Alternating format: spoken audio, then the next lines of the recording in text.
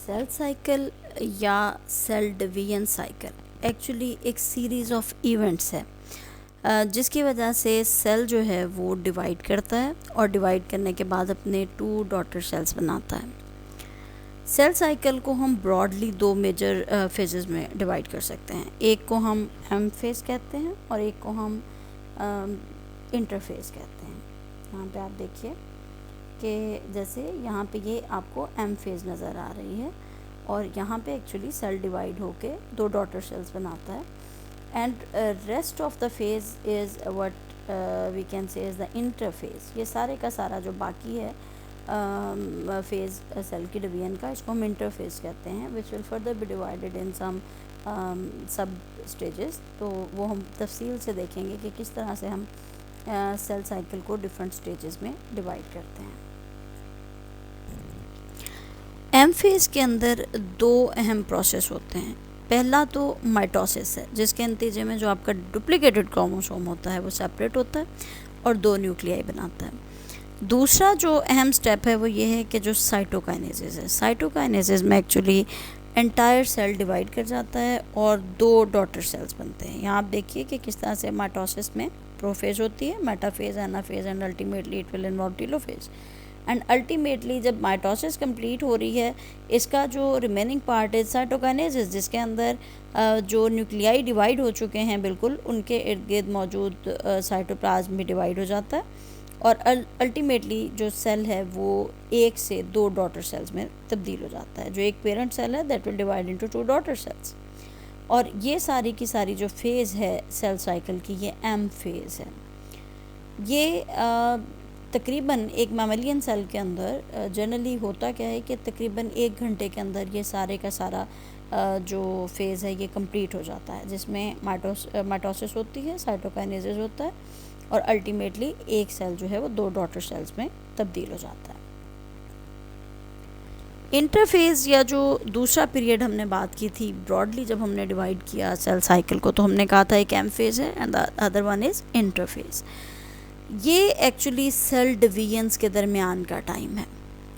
ये वो टाइम है जिसमें सेल ग्रो कर रहा होता है और जब ये ग्रो करता है और बहुत सारी दूसरी मेटाबॉलिक एक्टिविटीज़ हैं जो इसके अंदर हो रही होती हैं, उन सारी मेटाबॉलिक एक्टिविटीज़ की वजह क्या होती है कि सेल को माइटोसिस के लिए प्रिपेयर कर दिया जाए, क्योंकि इंटरफेज की कंप्लीशन के बाद एम फेज होगी, it will involve mitosis and ultimately cytokinesis. और इसमें इसीलिए सेल का जो डीएनए है उसको रेप्लिकेट करना भी मकसूद होता है इंटरफेज के दौरान ही, क्योंकि सेल हर तरह से अपने आप को प्रिपेयर करेगा, वो सारी मेटाबॉलिक एक्टिविटीज़ करेगा, वो अपने अंदर अपना जो मौजूद डीएनए है उसको रेप्लिकेट करेगा और उसके बाद फिर एम फेज होगी और ये साइकिल चलता रहता है। इंटरफेज का टाइम जो है वो एम फेज की तरह शॉर्ट नहीं होता, ये समटाइम्स कुछ डेज़ का हो सकता है। देयर इज़ अनदर पॉसिबिलिटी कि it can be of some weeks और इवन लॉन्गर।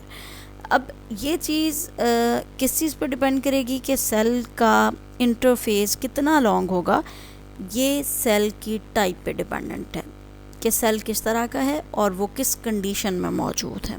सो इसकी जो ग्रोथ है सेल की, इसकी प्रिपरेशन है डीएनए को रेप्लिकेट करना है, मेटाबॉलिक एक्टिविटीज़ है, बाकी के जनरल सेल प्रोसेसेस हैं, ये सारे के सारे इंटरफेस में हो रहे होते हैं। ये नहीं होता कि इंटरफेस के अंदर सेल बिल्कुल रिलैक्स है और वो कुछ भी काम उसमें नहीं हो रहा। ये सारी प्रिपरेशन होती है और अल्टीमेटली एम फेज जो है उसके अंदर माइटोसिस होता है। यहाँ देखिए ये एक जनरल सेल साइकिल है जहाँ आपको नज़र आ रहा है कि जो इंटरफेज़ है, यहाँ पे इंटरफेज़ मेन जो इसके अंदर हमें नज़र आता है जितना ज़्यादा पोर्शन, ये देखिए कि ये इंटरफेज़ इतना लॉन्ग स्टेज है। इसको फर्दर हम फिर गैप में G1, G2 और S में अल्टीमेटली डिवाइड करते हैं और किस बेस पे करते हैं वो हम तफसील से देखेंगे। But if we are dividing it broadly, the whole cycle is being divided into M phase and interphase, so this is what is involving interphase processes, and actually this is the M phase. M phase के अंदर mitosis हो रहा है, जिसमें prophase और फिर उसके pro Meta Meta anaphase टीलोफेज़ है, और ये सारे का सारा माइटोसिस का प्रोसेस यहाँ तक है। उसके बाद साइटोकाइनेसिस हुई और इस सारे के सारे प्रोसेस को हमने एम फेज़ में रखा है। और इसके बाद फिर दोबारा से सेल जो है अपने आप को प्रिपेयर कर रहा है और ये सारे के सारे प्रोसेस होंगे और अल्टीमेटली दोबारा सेल इस काबिल हो जाएगा कि फिर से माइटोसिस कर सके, and this is how the cell cycle goes on.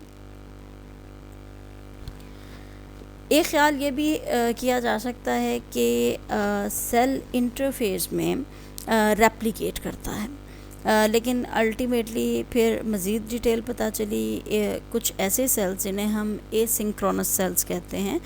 ये ऐसा कल्चर होता है जिसके अंदर सेल जो हैं वो रैंडमली डिस्ट्रीब्यूटेड होते हैं। मतलब कोई सेल सेल साइकिल की किसी स्टेज पे होगा, कोई सेल सेल साइकिल की किसी स्टेज पे होगा, और इन सारे सेल्स को जो हम कल्चर करते हैं इस तरह से डिफरेंट सेल साइकिल की स्टेज पे होते हैं, ये एसिंक्रोनस होते हैं। और इसमें 1950s में कुछ स्टडीज़ हुई और उसकी वजह से हमें ये बहुत क्लियर हुआ कि एक्चुअली ऐसा नहीं होता कि जो सेल है वो थ्रू आउट इंटरफेस रेप्लिकेट करता रहे। There are several other activities जिसमें सेल जो है उसमें सिर्फ डीएनए की रेप्लिकेशन ही नीडेड नहीं होती है एम फेज़ के लिए, बल्कि सेल की बाकी की प्रिपरेशंस भी ज़रूरी होती हैं।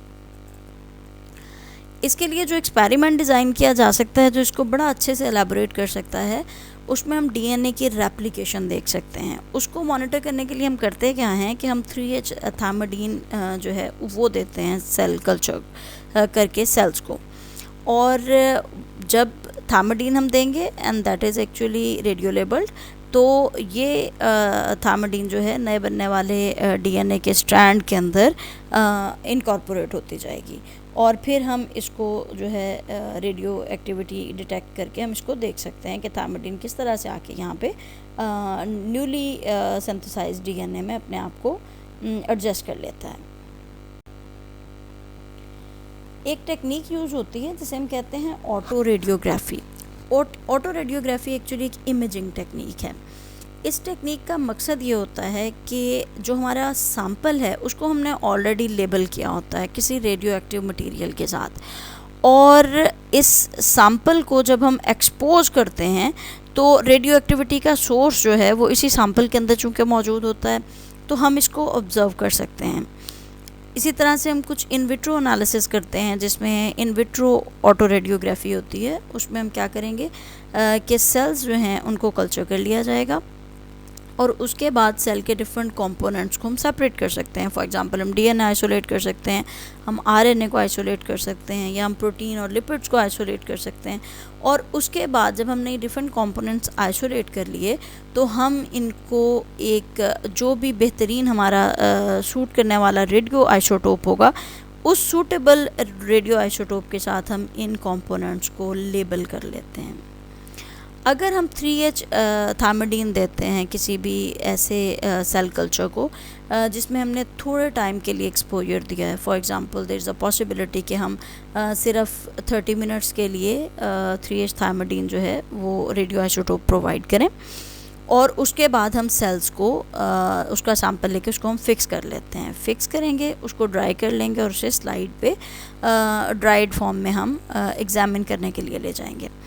अब इसका एग्ज़ामिनेशन जो है वो ऑटो रेडियोग्राफी के थ्रू होगा, और जब हम इस तरह से 3H थायमाडीन के साथ लेबल करके सेल्स को स्टडी करते हैं, ऑटो रेडियोग्राफी करते हैं, तो हमें ये पता चलता है कि ऐसा जो जितना भी हमारे पास सेल कल्चर था उसके अंदर तमाम तर न्यूक्लियाई रेडियो एक्टिव नहीं हैं। इट मीन्स कि तमाम तर न्यूक्लियाई ऐसे नहीं हैं जिनके अंदर 3H थायमाडीन आके अटैच हो गया हो, बल्कि उसमें से एक फ्रैक्शन होता है सेल्स का जिसमें ये रेडियो एक्टिविटी ऑब्ज़र्व की जाती है। कोई भी सेल माइटोसिस के प्रोसेस से गुज़र रहा है या नहीं, इसका अंदाज़ा हम इस चीज़ से लगा सकते हैं कि उसमें मौजूद जो क्रोमोसोम्स हैं वो कितनी कम्पैक्ट फॉर्म में हैं। क्रोमोसोम की कम्पैक्शन देखते हुए ये चीज़ बहुत क्लियर हो जाती है कि माइटोसिस में से कोई सेल जो है वो गुज़र रहा है या नहीं। तो ऐसे सेल्स जो कि माइटोसिस के प्रोसेस में एंगेज थे, उनमें से कोई भी सेल्स ऐसे नहीं थे जो रेडियो एक्टिवली लेबल्ड न्यूक्लियस रख रहे हों। तो इसकी जो है माइटोटिक सेल्स की अनलेबल्ड क्रोमोसोम होने की एक वजह ये थी क्योंकि जो सेल्स थे वो एक्चुअली उनके अंदर उस वक्त डीएनए की रेप्लिकेशन नहीं हो रही थी जिस वक्त के उन्हें लेबलिंग का टाइम दिया गया। यानी जब उसमें 3H थायमिडीन डाली गई और उनके पास लेबल हो जाने का टाइम था कि उनके अंदर रेडियो लेबलिंग पॉसिबल थी कि अगर उसमें थायमिडीन आके अटैच हो जाती तो वो ज़ाहिर है रेडियो एक्टिव मटेरियल जो है उसकी रेडियो एक्टिविटी को हम चेक कर सकते थे, लेकिन दैट वाज लैकिंग कि उसमें डीएनए की जो रेप्लिकेशन थी उसके दौरान उस टाइम के दौरान नहीं हुई। और अगर लेबलिंग जो है वो 1 या 2 घंटे के लिए भी की जाए, लेकिन सेल की सैम्पलिंग से 1 या 2 घंटे पहले, तो उस वक्त तक भी कोई सेल्स ऐसे नहीं देखे गए जो कि माइटोटिक क्रोमोसोम्स हों और वो उनके अंदर और वो लेबल्ड हों, रेडियो लेबल्ड हों। सो वो माइटोटिक क्रोमोसोम्स भी रेडियो लेबल्ड नहीं थे। इस ग्राफ में हमें बड़ा क्लियरली ये अंदाज़ा हो रहा है कि विद पैसेज ऑफ टाइम किस तरह से थायमिडीन का एडिशन होता है और जो लेबल्ड माइटोसिस है वो कितनी ज़्यादा इंक्रीज़ होती है। इस एक्सपेरिमेंट में हीला सेल्स को कल्चर किया गया और तकरीबन कोई 30 मिनट्स के लिए इन्हें एक ऐसे मीडियम में रखा गया जहाँ पे कि हमारे पास 3H थायमिडीन थी, और उसके बाद इन्हीं सेल्स को कई दफ़ा अनलेबल्ड मीडियम के अंदर रख के इंक्यूबेट किया गया और उसके बाद इनकी फिक्सेशन की गई।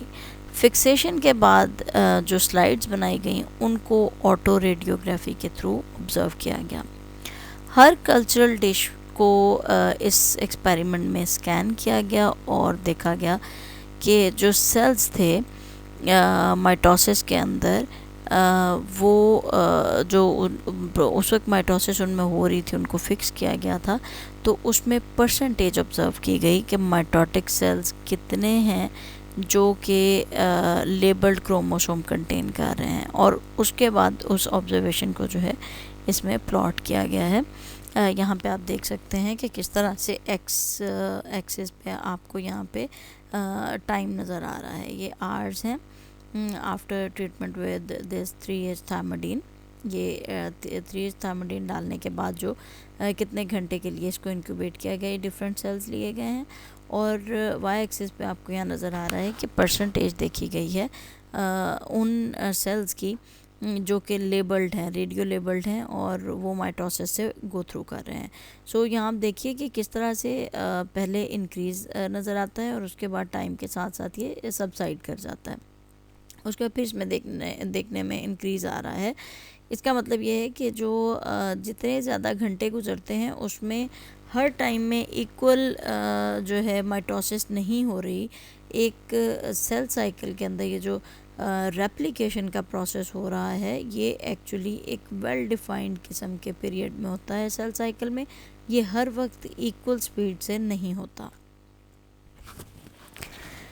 यहाँ से हमें जब इन रिज़ल्ट्स को हम गौर से देखते हैं तो हमें ये अंदाज़ा होता है कि यकीनन कोई और पीरियड भी है जो कि एम फेज़ के दरमियान और सिंथेसिस की, डीएनए सिंथेसिस की फेज़ के दरमियान मौजूद है। इसका मतलब ये है कि जब आप डीएनए जो सिंथेसाइज हो रहा होता है बेसिकली सेल में, वो इंटरफेस के अंदर होता है, और दूसरी बात हमने की थी कि एम फेज़ है।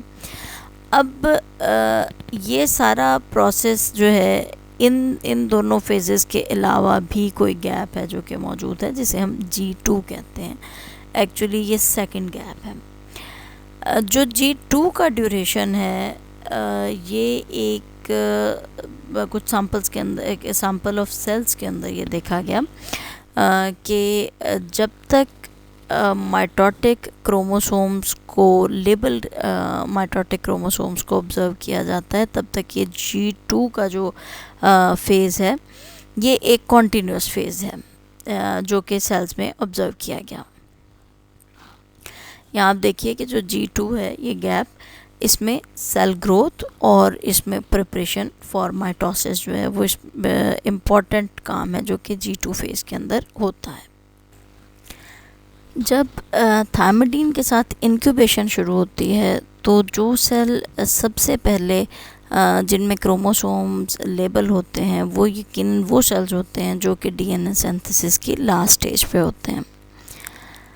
जो लेंथ है टाइम की लेबलिंग पीरियड के स्टार्ट और appearance of cell which have labelled mitotic figures, उन सेल्स के अपेयर होने के और लेबलिंग के स्टार्ट के टाइम के दरमियान का जो गैप है यही बेसिकली G2 ड्यूरेशन को डिटरमिन करता है।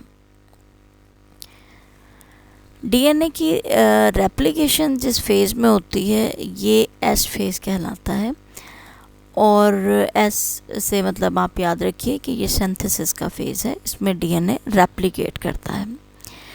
एक्चुअली इसी पीरियड के अंदर सेल हिस्टोन्स भी प्रोड्यूस करता है। हिस्टोन प्रोटीन्स जो हैं उनकी ज़रूरत होती है कि सेल जब अपने सेल का जो क्रोमोसोम है उसमें हिस्टोन्स का ऑक्टामेर है, आपको मालूम है, उसके इर्द गिर्द डीएनए की जो स्ट्रैंड है वो वाइंड की होती है।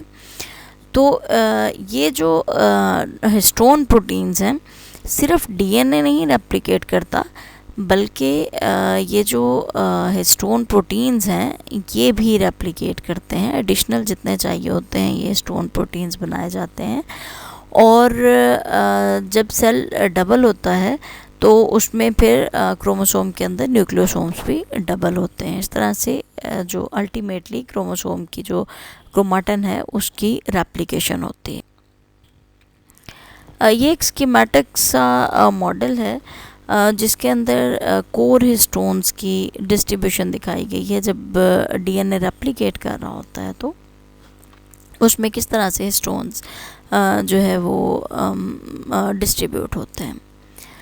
एक्चुअली हर न्यूक्लियोसोम में कोर पार्टिकल्स होते हैं जो कि जैसे फॉर एग्ज़ाम्पल जो हिस्टोन प्रोटीन्स हैं वो चूँकि डिफरेंट तरह के हैं, तो एक टेट्रामेर जो है H3H4 का उसके इर्द गिर्द फ्लैंकिंग रीजन में H2A और H2B डायमर्स मौजूद होते हैं।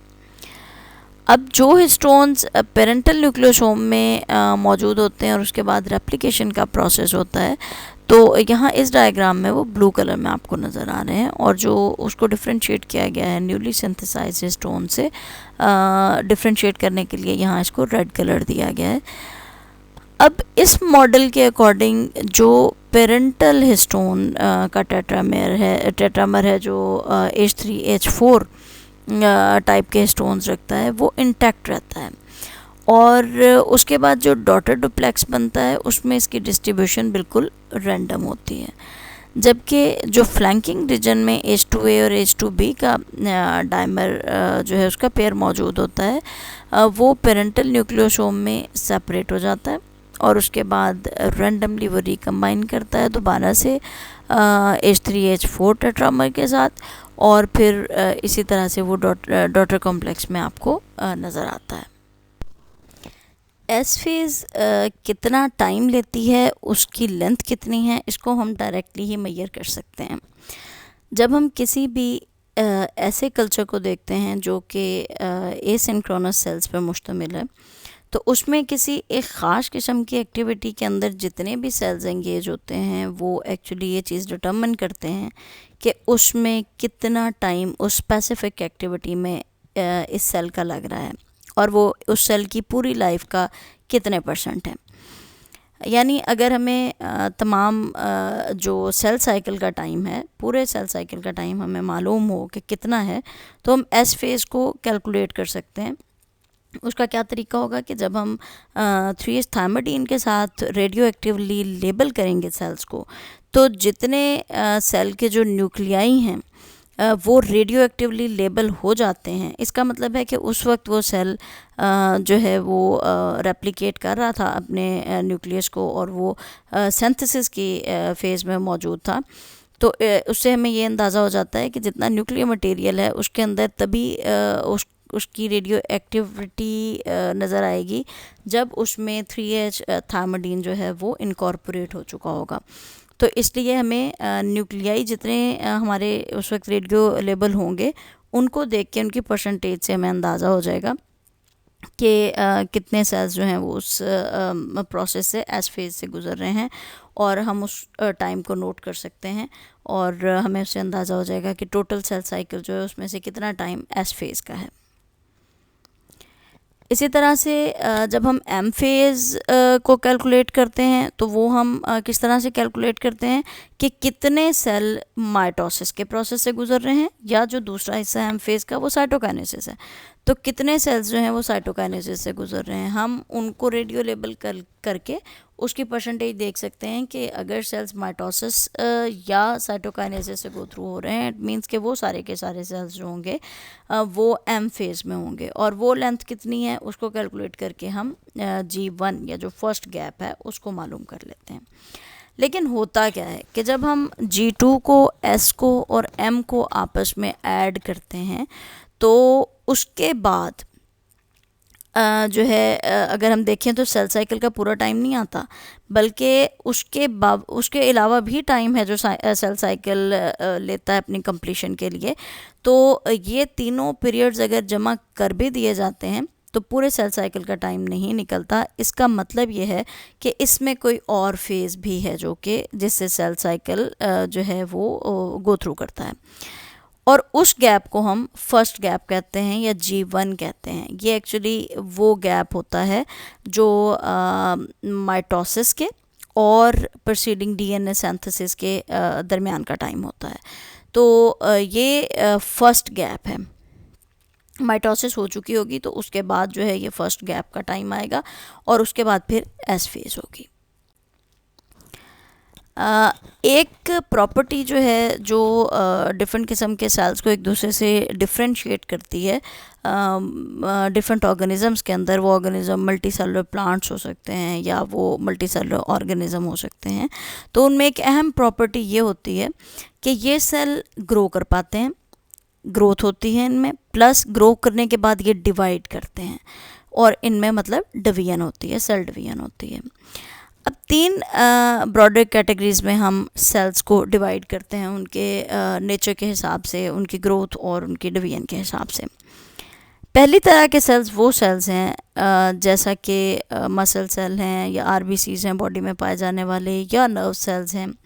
ये वो सेल हैं जो अपने काम के लिए बहुत ही स्पेशलाइज्ड होते हैं और इनमें डिवाइड करने की कैपेसिटी नहीं होती।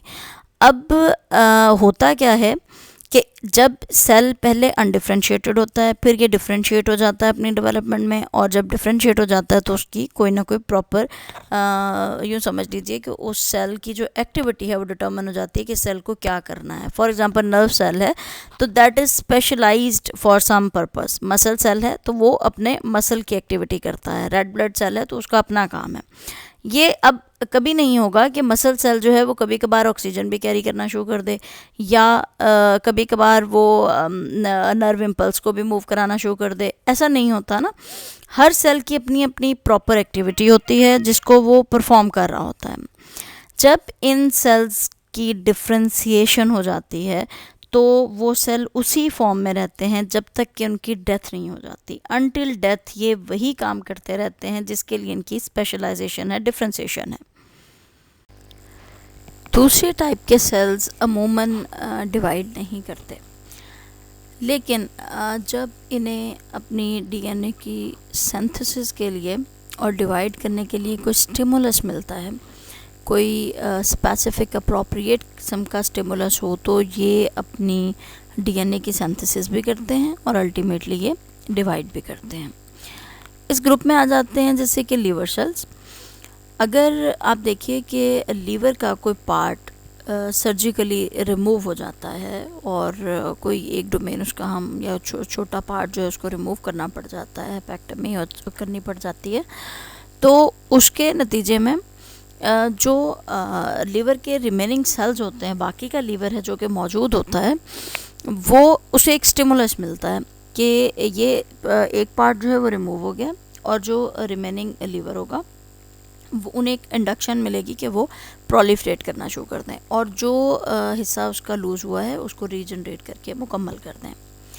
इसी तरह से लिम्फोसाइट्स हैं। लिम्फोसाइट्स जो है वो प्रोलिफरेट तब ज़्यादा करते हैं, लिम्फोसाइट्स बॉडी में ऑलरेडी भी मौजूद होते हैं और जैसे ही कोई एंटीजन स्पेसिफिकली बॉडी के अंदर एंटर होता है या बॉडी के अंदर से कोई एंटीजन इस टाइप का इंड्यूस होता है कि जो जिसके अगेंस्ट इम्यून रिस्पॉन्स रिक्वायर्ड हो, तो क्या होगा कि ये एंटीजन आके लिम्फोसाइट्स को इंड्यूस करेगा कि वो प्रोलिफरेट करना शुरू कर दें, क्योंकि ये जो एंटीजन है ये आकर अपने मौजूद बॉडी के अंदर जो मौजूद लिम्फोसाइट्स हैं उनके साथ इंटरेक्ट करेगा और ये इंटरेक्शन एक किस्म का स्टिमुलस होगा। ये एंटीजन उसको स्टिमुलेट करने के लिए काफ़ी है कि अब लिम्फोसाइट्स जो है वो प्रोलिफरेट करेंगे और अपने जैसे बहुत सारे मज़ीद लिम्फोसाइट्स बनाएंगे। इसके अलावा एक तीसरी टाइप है सेल्स की, और वो इस टाइप के सेल होते हैं जिनमें माइटोटिक एक्टिविटी बहुत ज़्यादा होती है, बहुत हाई होती है। इस कैटेगरी में स्पेसिफ़िकली वो सेल्स आते हैं जो फॉर एग्ज़ाम्पल टिशू के सेल्स हैं, उसमें स्टेम सेल्स बहुत अहम हैं जो कि माइटोटिक एक्टिविटी ज़्यादा शो करते हैं और वो फिर डिफ्रेंशिएट होते हैं। अब स्टेम सेल्स भी कई तरह के होते हैं, उनमें एक टाइप हेमाटोपोएटिक स्टेम सेल्स की है। ये हेमाटोपोएटिक स्टेम सेल्स जो हैं ये अल्टीमेटली डिफ्रेंशिएट होते हैं और इनसे डिफरेंट तरह के आरबीसीज और डब्ल्यूबीसीज जो हैं बॉडी के अंदर बनते हैं। और इसी तरह से कुछ एपिथेलिया के सेल्स हैं, एपिथेलियल बेस पे मौजूद कुछ स्टेम सेल्स होते हैं जो डिफरेंट किस्म की बॉडी कैविटीज़ में मौजूद होते हैं और उसकी सरफेस पे भी मौजूद हो सकते हैं। ये सेल्स भी इसी तरह से डिफ्रेंशिएट करते हैं और मुख्तलिफ़ तरह के सेल्स को जन्म देते हैं। अब आप देखिए कि जैसे ये आपको यहाँ पे डायग्राम नज़र आ रही है, इसके अंदर बोन मैरो जो है उसमें मौजूद डिफरेंट हेमाटोपोएटिक स्टेम सेल्स होते हैं जो अल्टीमेटली डिवाइड करते हैं। अब इन हेमाटोपोएटिक स्टेम सेल्स की डिवीजन में एक पॉसिबिलिटी ये हो सकती है कि ये जाके लिम्फॉइड प्रोजेनिटर सेल्स बनाते हैं। लिम्फॉइड प्रोजेनिटर सेल का मतलब ये है कि वो लिम्फॉइड ओरिजिन के जो सेल्स हैं या लिम्फोसाइट्स हैं वो बनेंगे उससे अल्टीमेटली। अब लिम्फोसाइट्स में मौजूद हो सकते हैं बी सेल्स, लिम्फोसाइट्स में मौजूद हो सकते हैं डिफरेंट तरह के टी सेल्स और इस तरह से ही नेचर किलर सेल्स। जब एंटीजन आता है, बी सेल स्टिमुलेट होता है तो वो प्लाज्मा सेल बना देता है and plasma cell will actually give rise to different type of antibodies. अब जो लिम्फॉइड प्रोजेनिटर सेल है इसकी आगे फर्दर टी सेल में भी डेवलपमेंट हो सकती है, बी सेल में भी हो सकती है और फिर ये नेचर किलर सेल भी बन सकता है और बी सेल मज़ीद डिफ्रेंशिएट होकर प्लाज्मा सेल बना सकता है। इसी तरह से हेमाटोपोएटिक स्टेम सेल की ही एक और लिनेज होती है जिसे हम माइलाइड लिनेज कहते हैं। माइलाइड प्रोजेनिटर सेल जो है ये अल्टीमेटली मोनोसाइट बन सकता है जो कि डेवलप होके मैक्रोफेज बना सकता है। इसी तरह से इसी लिनेज में से हमें डेंड्रिटिक सेल्स भी मिल सकते हैं। फिर मास्ट सेल, बेजोफिल, न्यूट्रोफिल और इयोजिनोफिल्स, ये सारे डिफरेंट तरह के डब्ल्यूबीसीज हैं, एंटीजन प्रेजेंटिंग सेल्स हैं और सारे के सारे इम्यून सिस्टम के इंपॉर्टेंट सेल्स हैं। फिर माइलाइड प्रोजेनिटर सेल ही डेवलप होकर एरिथ्रोसाइट्स बना सकता है, प्लेटलेट्स बना सकता है।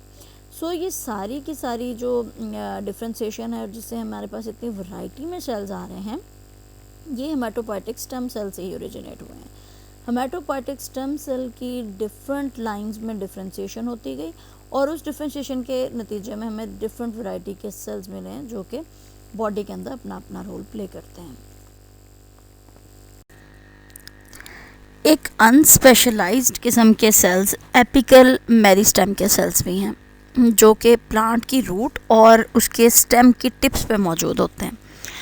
ये जो कि ऐसे एंड पे मौजूद हैं जहाँ पे रैपिड ग्रोथ होनी होती है, तो यहाँ पे तेज़ी के साथ सेल डिवीजन भी होती रहती है और यहाँ पे ग्रोथ भी तेज़ी के साथ होती है क्योंकि ये जो एपिकल मेरिस्टेम के सेल्स हैं ये टिप पे मौजूद हैं। टिप किस चीज़ की? प्लांट की रूट की भी और प्लांट स्टेम में भी ये जो है रैपिड ग्रोथ शो करते हैं। अब इसके अलावा जो स्टेम सेल्स हैं इनकी एक और बहुत इम्पॉर्टेंट प्रॉपर्टी है, और वो ये है कि ये एसिमेट्रिकली डिवाइड कर सकते हैं। ये प्रॉपर्टी बाकी के सेल्स में नहीं होती। फॉर एग्जांपल, अगर रेड ब्लड सेल है वो डिवाइड करता है, तो वो रेड ब्लड सेल है वो डिवाइड नहीं करता। इसी तरह से जब वो मैच्योर हो जाए वो फुली डिफरेंशिएटेड सेल होता है। अब वो फुली डिफरेंशिएटेड है और वो रेड ब्लड सेल है, ये कभी नहीं होगा कि that would develop into a nerve cell in the future. वो रेड ब्लड सेल ही रहेगा और उसी तरह से अपने फंक्शन परफॉर्म करेगा। अब इसके अलावा आप एग्जांपल लेते हैं कि अगर आपके पास कोई ऐसा सेल है जैसे जिसकी डिवीजन हो सकती है, ठीक है, ग्रोथ हो रही है, वो सिंपल मस्कुलर सेल है, उसके अंदर डिवीजन हो रही है, तो वो क्या करेगा कि वो एक सेल से दो सेल हो जाएंगे लेकिन उसी नेचर के होंगे, उसमें सिमेट्रिकल डिवीजन रहती है। अब एसिमेट्रिकल में जो करैक्टर काबिल ज़िक्र है वो क्या है कि ये एसिमेट्रिक सेल डिवीजन दो ऐसे डॉटर सेल्स बनाती है जिनकी प्रॉपर्टीज़ या उनकी फेट्स फ़र्क होती हैं। मतलब वो फ्यूचर में क्या करने वाले हैं ये फ़र्क होता है, उनका काम क्या होगा, उनकी एक्टिविटी क्या होगी, ये वो दोनों डॉटर सेल की एक दूसरे से डिफरेंट होगी। इसे हम कहते हैं एसिमेट्रिक सेल डिवीजन, और ये करैक्टरिस्टिक स्टेम सेल्स का होता है, ये बाकी के सेल्स में नहीं पाया जाता। अब एसिमेट्रिक सेल डिवीजन जब हो रही है किसी भी स्टेम सेल के अंदर, तो उसमें एक सेल जो बनेगा वो तो वैसा ही होगा जैसा कि स्टेम सेल है, यानी वो अनकमिटेड होगा। अनकमिटेड है मतलब वो स्टेम सेल के तौर पे ही बिहेव करेगा, और वो दोबारा से वो अनडिफरेंशिएटेड होगा। जब वो दोबारा से डिवाइड करेगा तो फिर वो अपने डॉटर सेल्स बनाएगा। लेकिन इस केस में जो दूसरा सेल बनता है वो डिफरेंशिएटेड होता है, और उस सेल का जो फेट है वो ये डिसाइड हो चुका होता है कि डिफरेंशिएट करके वो किसी ख़ास तरह के टिश्यू का सेल बन जाता है कि वो वही प्रॉपर्टी गेन करेगा और वही एक्टिविटी शो करेगा। फॉर एग्जांपल, अगर एक स्टेम सेल है उससे दो डॉटर सेल्स बनते हैं और वो एसिमेट्रिक डिवीजन के नतीजे में बनते हैं, तो एक तो स्टेम सेल बन गया, दूसरा डिफरेंशिएट करके नर्व सेल बन गया सपोज, तो वो फ्यूचर में नर्व सेल ही रहेगा। अगर वो रेड ब्लड सेल बन गया है तो वो वही रहेगा, और वो अपनी एक स्पेसिफिक एक्टिविटी जो है वो परफॉर्म कर रहा होगा, और वो उसकी डिफरेंशिएटेड फॉर्म होगी।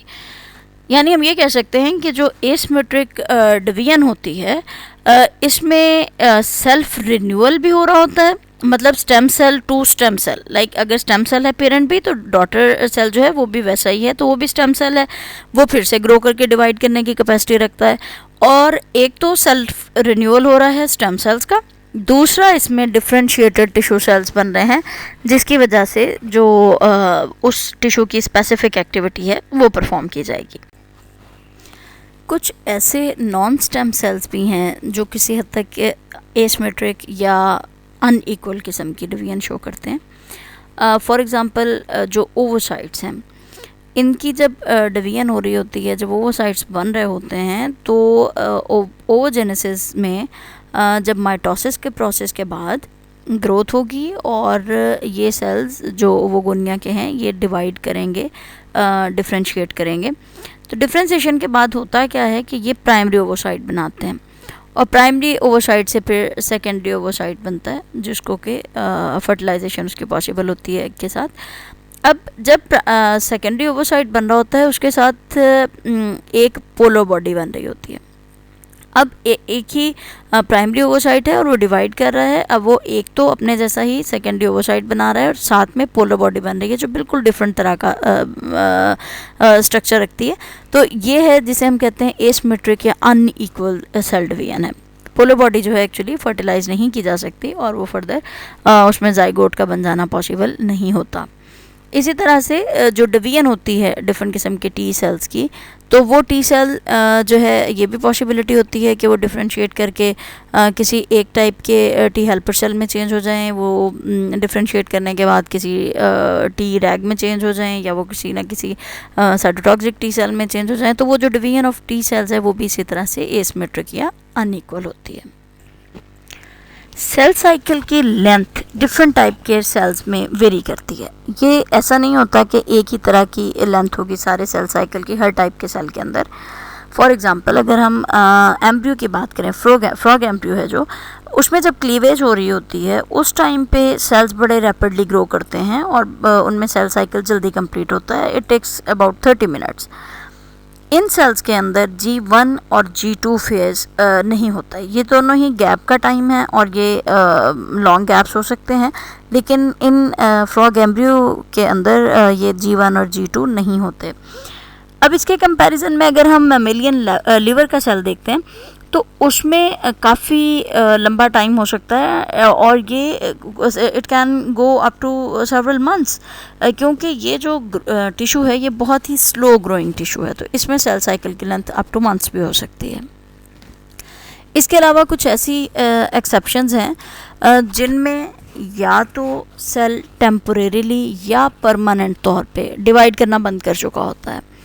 अब इस तरह के सेल कल्चर में भी हो सकते हैं, इस तरह के सेल जो हैं वो किसी भी बॉडी के अंदर भी हो सकते हैं, और ये एक्चुअली करते क्या हैं कि ये एक ऐसी स्टेज पे पड़े रहते हैं कि जो सिंथेसिस से पहले की स्टेज है, और ये उसके अंदर ये सेल जो हैं ये रेस्टिंग फेज़ में पड़े रहते हैं, और उसके बाद चूँकि डीएनए सिंथेसाइज होना है, अब डीएनए सिंथेसाइज हो तो फर्दर रेप्लिकेशन और फिर सारा सेल साइकिल चले, तो वो सिंथेसिस से पहले के स्टेज पे ही अपने आप को अरेस्ट कर लेते हैं और वहीं पड़े रहते हैं उसी फॉर्म में। जो सेल इस तरह की फ़ेज़ में अरेस्ट हो जाते हैं, जिसमें कुछ बॉडी के सेल्स हो सकते हैं, ये सेल कल्चर में भी ऐसा हो सकता है, ये फ़ेज़ जो है ये G0 फेज़ कहलाती है।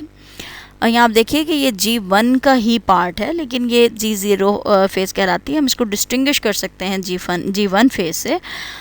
उसकी वजह ये है कि G1 जो है वो एक टिपिकल सी फेज़ है जिसमें से निकल के सेल ने यकीनन सिंथेसिस करनी ही होती है, उसमें सिंथेसिस का फेज़ आता है। लेकिन जब G0 में कोई सेल पड़ा होता है तो उसको फिर स्टिमुलस रिक्वायर्ड होता है।